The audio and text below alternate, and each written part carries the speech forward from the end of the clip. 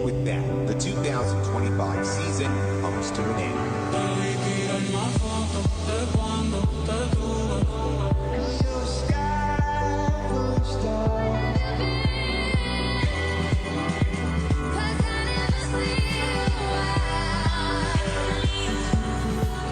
Là, c'est vraiment une super idée. Des briques de paille compressées entourées par du bois. C'est vraiment déjà la meilleure manière d'un point de vue écologique de construire une maison.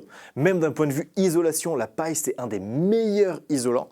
Donc d'avoir cette paille compressée comme ça entre des morceaux de bois, ça permet de construire rapidement, d'avoir une super isolation, d'avoir quelque chose de super écologique. La paille, ça coûte que dalle. Donc à mon avis, d'un point de vue économique, cette maison, elle coûte vraiment pas cher. Moi, franchement, si Leroy Merlin ou Conforama ou Castorama ou tous les magasins de bricolage, ouais, Conforama n'est pas un magasin de bricolage, mais si tous les magasins de bricolage vendaient comme ça des panneaux de paille avec des morceaux de bois autour et que je puisse m'en servir pour construire les murs de ma maison, j'aurais fait ça dès le début. C'est beaucoup plus intéressant qu'une maison en bois classique, qu'une maison en béton bien évidemment, même qu'une maison conteneur. Je trouve que c'est vraiment une super alternative.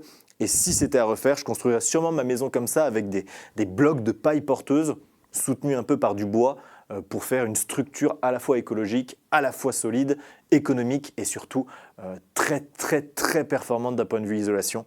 Je me répète encore, mais la paille, c'est le meilleur isolant avec la laine de bois. Globalement, dès qu'on utilise des matériaux biosourcés, bizarrement, ce qui est écologique est beaucoup plus durable et est beaucoup plus efficace que quand on utilise des produits à base de pétrole.